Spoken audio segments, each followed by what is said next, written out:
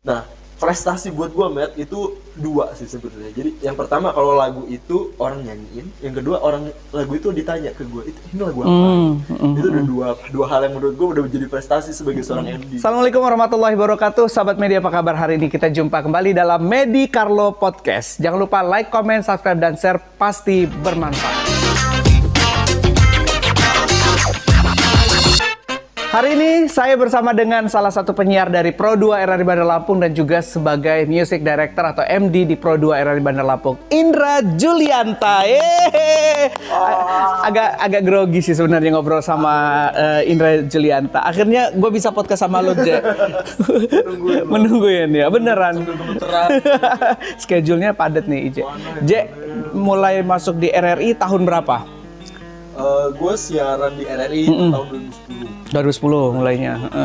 Itu tes atau karena orang tua lu di sini? orang dalam. Oh, nggak ada orda. Oke, berarti bener-bener tes ya, Je. Bener-bener. Sebenarnya apa ya? Gue nyari orang dalam. Karena nggak punya udah dicari. Oke. Jadi waktu itu situasinya adalah gue kuliah di universitas yang ada di sini. Gitu. Komunikasi jurusannya ya. Sip. Gue kan anak rantau ya. Orang kampung gue. Orang kampung tapi kaya ya kan. Terus? Ya emang dari dulu pengen di radio aja gitu. Dan kalau misalnya lu punya target, gimana caranya kan lu harus apa ya? Lu harus punya strategi buat bisa mencapai target itu atau goal lu itu. Dan strategi gue, ya kalau lu mau jadi penyiar radio apa nih? Ya temenan sama penyiar gitu kan. Yang kebetulan karena di tempat gua kan banyak banget ya penyiar gitu dulu ya. Udah akhirnya bisa kesini dan ya inget banget gua punya teman angkatan namanya Indra Bangsawan, Filia Tuah Putri yang sekarang emang ya, jadi teman kita juga gitu ya. Ya mereka yang ngebawa sih. Oh gitu. Jadi nggak nyoba-nyoba ke radio lain, langsung ke RRI gitu ya dulu ya? Dia malah mau radio lain. Terus? Radio lain, jadi kayak gue tuh ngeliat di majalah ada radio swasta gitu, yang kayak di mana-mana lagi booming banget ya gitu kan. Terus gue ngeliat kayaknya ini paling cocok nih sama gue nih gitu kan, gue mau masuk sini. Nah ketika gue ngobrol-ngobrol sama temen gue yang di sini, jadi gue justru malah nggak tahu tempat kita sekarang. Kayak ya sama kayak orang-orang lah, kalau misalnya apa ya image-nya tentang RRI itu kayak apa, itu gue gitu, gue juga seperti itu dulu. Memang ada radio anak mudanya gitu, makanya nggak taunya ada program dua gitu kan, ada banyak program yang emang spesifik dengan pendengar yang berbeda gitu. Dulu kita berpikir RRI itu jadul ya, orang-orang tua yang ngedenger gitu, iya benar-benar. Terus pas gue liat kesini kok RRI Lampung apa ya, established banget gitu, kayak ya mereka udah settle, punya pendengar yang udah solid, terus punya suara ceria itu, keren banget gitu menurut gue. Akhirnya gue ngobrol-ngobrol, setelah itu gue pengen masuk nih, gue sharing gitu sama penyiar-penyiar yang di sini karena gue udah berteman sama mereka kan, gue udah pansos dulu namanya social climber tuh gue gitu ya, pokoknya panjat sosial gue sama mereka. Terus gue ngomong gue mau masuk radio sini, gue bilang gitu kan. Terus kata dia, emang merek jeans lo apa? Gitu. Oke. Emang parfum lo apa? Gitu kan, lu kan masih bawa motor. Ya kan gue mau jadi penyiar, gue bilang gitu kan, bukannya gue mau jadi apa gitu. Emang gue mau langsung mau jadi artis. Kalau lo mau siaran di situ, itu tuh wajib gitu deh gitu kan, branded segala macem. Gue langsung mikir lagi gitu, kok kayak gitu akhirnya. Ternyata gue malah ditawarin untuk siaran di sini. Ya, apa itu juga yang meng-create lu sehingga lu juga tetap mempertahankan fashion lu atau gimana? Ya enggak lah, dari maksud gue juga suka kayak gini gitu. Tapi apa ya, gue seneng aja gitu kan.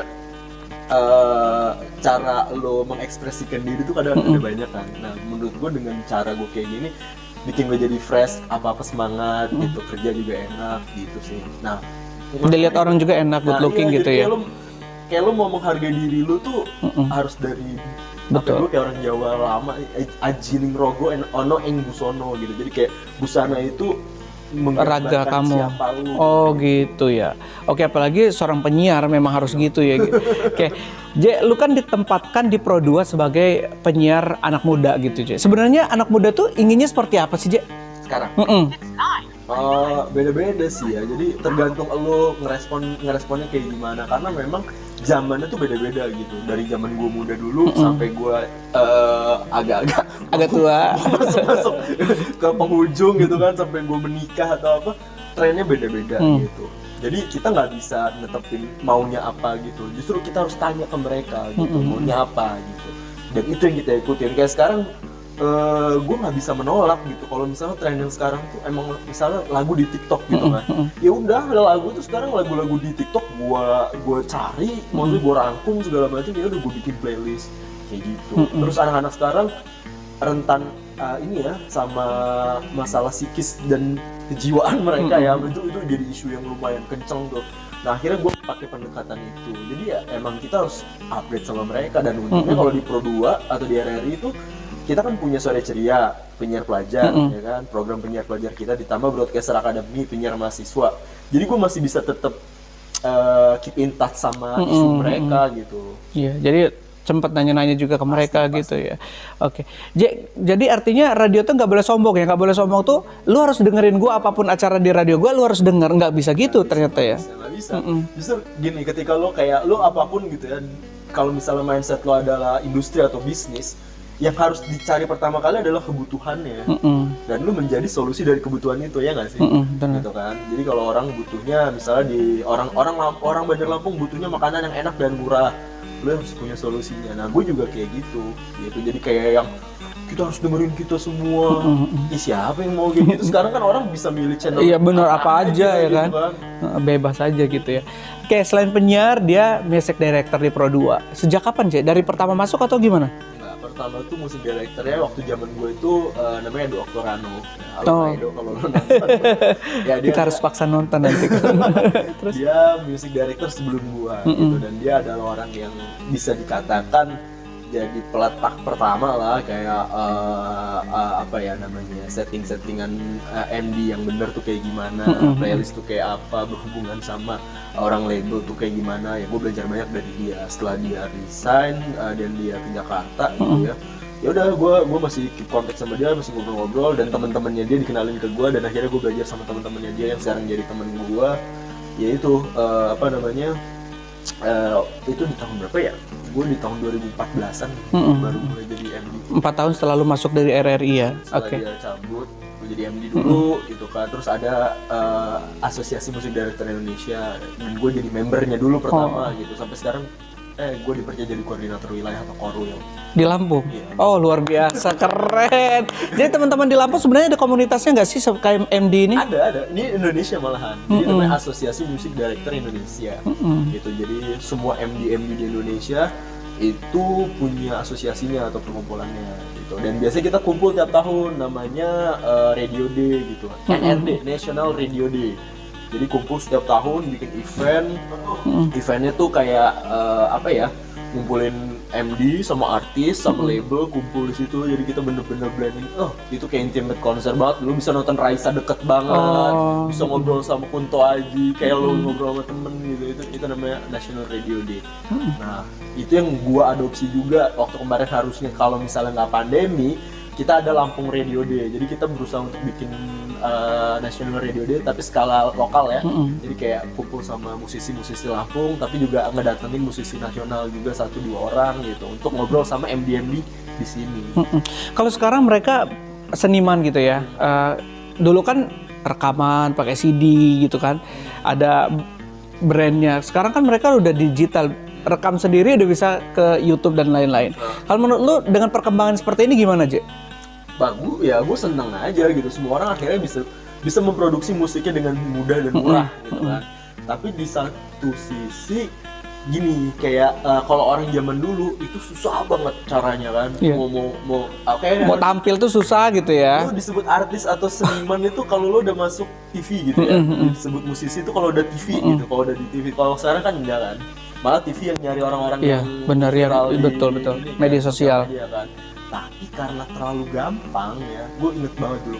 Jadi ada satu seniman namanya Andy Warhol, dia ngomong kita akan terkenal selama dalam masa yang akan datang kita akan terkenal dalam waktu cuma 15 detik doang. Segampang itu gitu, dan akhirnya terbukti kan 15 detik lu bikin konten viral gitu.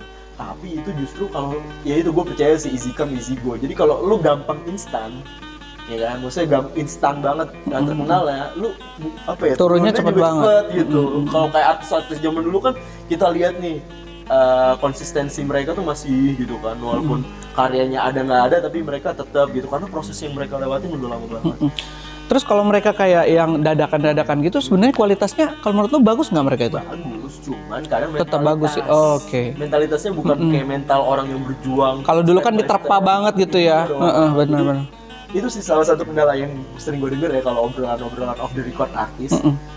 Apa ya, attitude artis baru atau artis yang baru terkenal langsung gitu. Biasanya agak sedikit kaget dan ya udah banyak gitu ya, kayak lo tau kan apa Mang Odang yang akhirnya dia bikin blunder akhirnya udah selesai, gak ada lagi. Terus kayak Bribtu Norman sampai dia cabut dari kerjaannya, sekarang jadi apa gitu. Itu kan memang mentalitas gitu. Iya, tapi kalau kita mau meniti karir dari awal tuh kayaknya udah nggak ada ya, masih ada atau nggak yang seperti itu? Sebenarnya bisa, masih ada. Makanya gini, kayak walaupun lu nggak dari TV gitu, walaupun kayak kita gitu kan mulai dari lokal aja, tapi dikuatin dulu pondasinya gitu, kayak penontonnya tuh beneran nggak beli, bener ya. Followersnya beneran kayak gitu-gitu. Jadi ketika pondasinya udah kuat, itu kan sebenarnya step by step juga gitu kan. Nah nanti ketika lo ke atas lo udah siap gitu, nggak kaget nggak apa. Sebenarnya bagus sih kayak gitu. Sekarang malah gue justru seneng gitu. Semua orang nggak harus ke Jakarta deh kalau sekarang mau jadi terkenal. Di lokal aja bisa sebenarnya bisa, dan banyak rezekinya gitu. Dulu ngimpinya kalau mau terkenal ke Jakarta, sekarang nggak usah, lokal aja udah bisa. Di sini aja ya. Jakarta udah penuh. Penuh dengan maksiat. Makanya maksiatnya dibagi gitu. Biar dosanya adil ya kan. Oke, apa ya, kebahagiaan lu menjadi seorang MD itu apa? Suka dukanya lah gitu, Je. Ya kayak apa ya, banyak orang yang ngomong sama gue, lo punya profesi yang lo suka gitu kan, dari hobi doang gitu. Kayak soalnya tuh kayak penyiar kan cuma ngomong dibayar, akhirnya jadi profesi. Terus kita jadi MD tuh bikin playlist lagu gitu, itu kan enak banget sih sebenarnya, bikin playlist gitu kan. Nyusun lagu, terus lagu itu kita kasih ke orang-orang gitu kan. Dia dengerin orang. Nah, itu jadi pekerjaan, itu emang menarik banget sih. Gue seneng banget juga, dan akhirnya kayak kalau kita jadi ASN ya gara-gara ini semua. Ya, bener kan. Bener. Terus dan semua pekerjaan yang kelihatan orang muda ini, tapi akhirnya tetap aja balik lagi. Ketika itu jadi profesi, lu pasti agak bete lah. Kayak gue sekarang, gue tuh kayak menikmati lagu tuh kadang-kadang kayak ya udah gitu. Gue udah kehilangan beberapa sense of apa ya, happiness-nya gitu. Kayak gue dengerin lagu tuh bukan karena gue mau dengerin sekarang. Jadi kayak gue harus nge-review lagu ini lagu ini masuk playlist gue apa enggak gitu. Jadi kayak bekerja gitu. Gitu. Nggak asal buat playlist berarti ya? Ya enggak lah, maksud gue dengerin terus gitu. Ada materi baru gue dengerin, di email gue dari label gue dengerin dulu kayak gitu. Jadi kadang-kadang gue kayak mikir, lu pernah nggak kayak gini kan? Misalnya sorry to say gitu, kita ngomong tentang hal yang paling ekstrim, kayak artis film dewasa gitu kan. Gue mikir itu kan enak ya, orang banyak mikir itu enak, tapi ketika itu jadi kerjaan apakah itu masih tetap enak gitu kan. Nah itu yang selalu gue pikirin, dan itu akhirnya juga kayak ke gue gini gitu, kayak lu enak banget tapi ya tetap aja kalau lu jadi profesi mah dijalanin, kayak rutinitas aja, dijalanin aja ya, jadi jangan kayak beban gitu. Iya. Nah Je, kemudian trik lu nyusun lagu, nyusun spot dan lain-lain supaya itu enak didengar oleh pendengar, kemudian juga variasinya banyak, itu gimana triknya? Kalau gue itu tadi gue pasti ngerespon tren ya. Gue harus update banget sama yang kayak gitu kayak lagi viral apa, lagi trending apa. Jadi kayak Instagram, TikTok, YouTube, Facebook itu gue liatin yang lagi rame apa gitu. Itu pertama. Jadi kayak, nah gue masih setengah orang lama ya. Jadi kayak gue pengen juga gitu ada pendengar yang gue edukasi dengan lagu-lagu yang gak terkenal, tapi itu menurut gue bagus dan mereka harus dengerin gitu, karena itu kan buat support mereka juga kan. Kalau semuanya muterin lagu-lagu yang udah pada tahu, kasihan yang musisi-musisi baru. Jadi kalau gue ada kayak formula gue tuh adalah ya ada lagu-lagu yang emang kayak sekitar 75% tuh lagu-lagu yang udah lo tahu, yang lo bisa sing along, yang lo bisa dengerin. 25% adalah lagu-lagu yang menurut gue keren tapi belum terlalu diapresiasi. Ya itu paling sih. Tapi itu menurut lo doang atau memang lo udah riset di lapangan bahwa mereka senang dengan trik lo ini buat kalau menjadi playlist? Gue lihat sih emang kadang orangnya harus subjektif ya, jadi kayak harus gede egonya dulu. Kalau orang-orang kayak gitu tuh udah wajar gitu. Karena kan mereka punya sense sendiri-sendiri ya, punya selera yang sendiri-sendiri, taste sendiri-sendiri gitu. Tapi biasanya MD itu kan dipilih karena dia punya taste lagu ya kan, yang tahu lagu ini bakal jadi booming atau enggak gitu. Kayak gue pernah nyoba waktu itu lagunya Payung Teduh Akad, gue yakin banget lagu ini bisa gue naikin aja lagu baru yang emang sebenarnya belum banyak orang yang denger, tapi orang yang denger langsung sing-ngolong langsung ini lagu apa. Nah, prestasi buat gue Matt itu dua sih sebetulnya. Jadi yang pertama kalau lagu itu orang nyanyiin, yang kedua lagu itu ditanya ke gue ini lagu apa. Itu udah dua hal yang menurut gue udah menjadi prestasi sebagai seorang MD gitu. Ya. Kalau lu sendiri, lu memposisikan sebagai penyiar, nggak dengar radio lain atau lagi di mobil atau apa dengar radio lain, gimana menurut lu? Itu satu selera nggak dengar lu, Je? Dengan lagu-lagu yang mereka puterin, Je?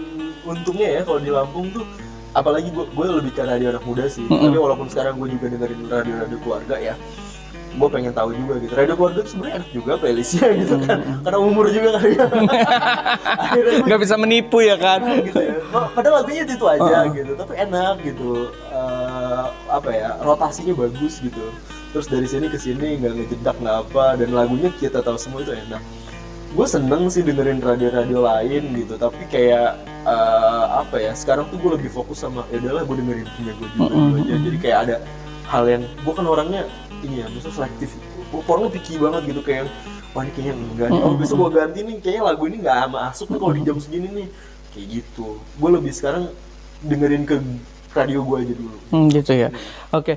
Nah, jadi beban nggak sih dengan faktor U tadi? Kan kalau anak muda kan harus update terus tentang lagu, informasi dan lain-lain. Jadi beban nggak? Usia gue ini udah ya nggak muda lagi lah gitu, Je. Enggak sih kalau. Enggak ya? Karena emang gue seneng gitu. Nah, kayak pagi tuh gue harus kayak ada rutinitas, gue harus baca kan. Baca sama ngeliatin info-info, dan gue sekarang kan berlangganan, gue mau nggak mau harus berlangganan kayak platform pemutar musik juga gitu kan. Gue 2 tuh berlangganan karena gue pengen tahu gitu dari dua platform ini trennya seperti apa. Nah, gue senang di hari Jumat itu ada namanya lagu-lagu baru. Lagu baru tuh kalau di Indonesia itu keluar hari Jumat gitu. Jadi gue pasti gue dengerin, karena itu hal yang bikin gue masih semangat lagi adalah karena kan gue kan dengerin lagu itu terus ya, bosen juga lama-lama kan gitu kan. Kalau apalagi kita yang kerja gitu. Kalau orang mah denger aja enak. Kita kan yang bikin, gue nyusun lu bayangin 1 jam harus 15 lagu. Sedangkan kita dari jam 5 pagi sampai jam 12 malam berapa jam tuh, kali aja 15 lagu. Itu lu sendiri aja yang ngerjain? Iya. Siapa lagi? Gak mungkin Naomi. Serini. MD Iya cuy, atau Miko nggak mungkin ya. Jadi bener-bener. Nah, itu adalah momen ketika gue kaget sama lagu baru gitu.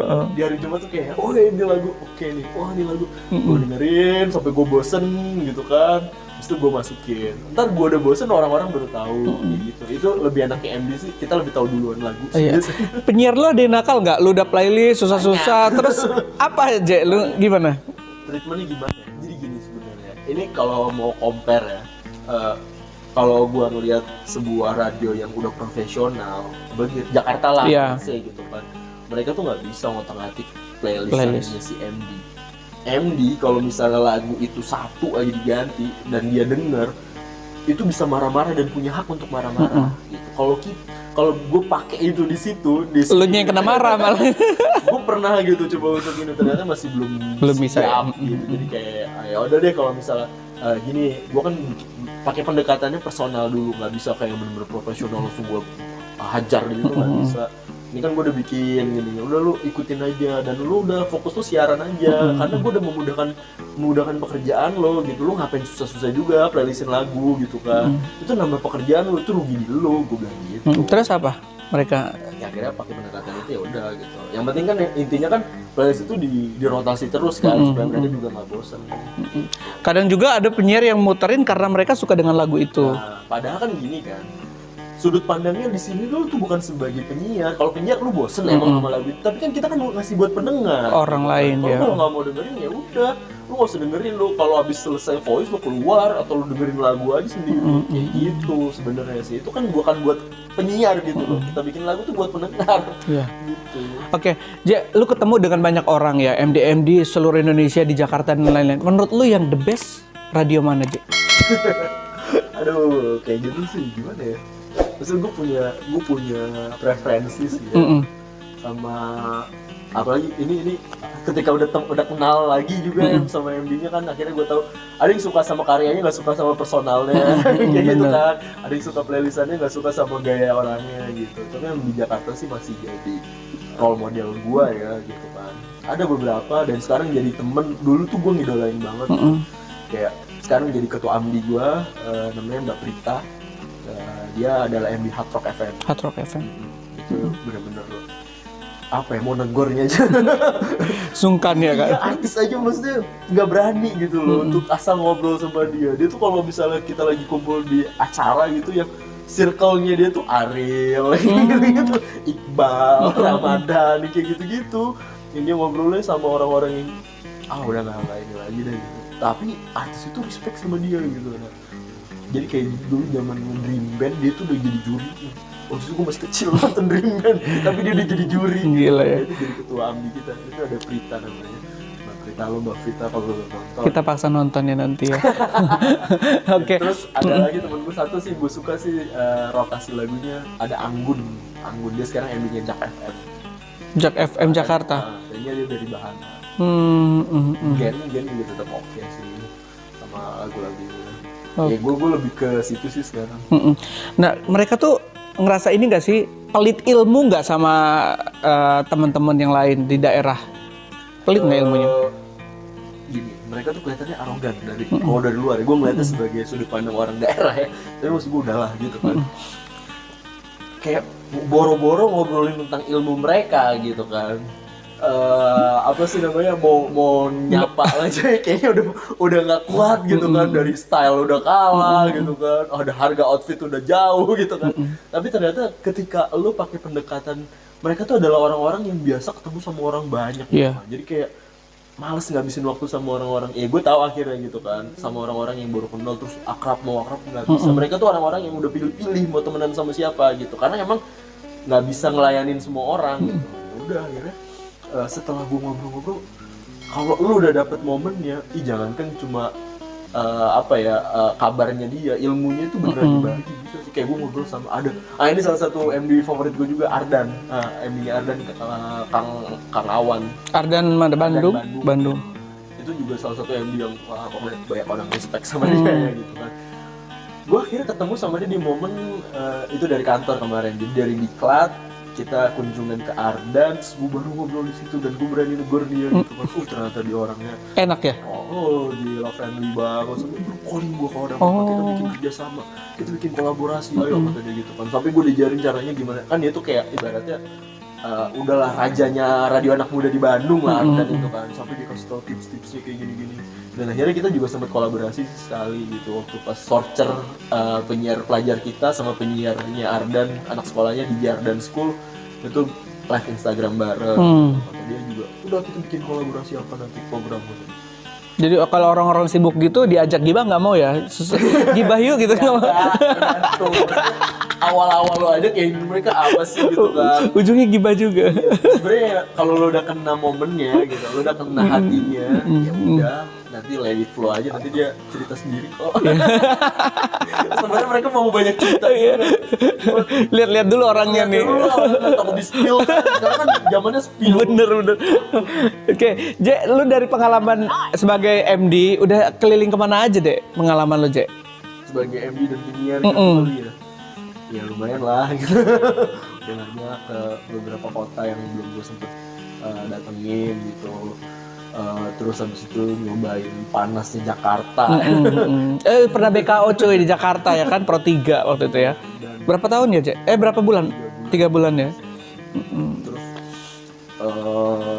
kunjungan juga waktu itu ke Malaysia juga udah pernah. Waktu itu mewakili Indonesia di siaran negara 3 serumpun sama Brunei sama Indonesia sama Malaysia gitu, dan hampir berangkat ke Inggris waktu itu.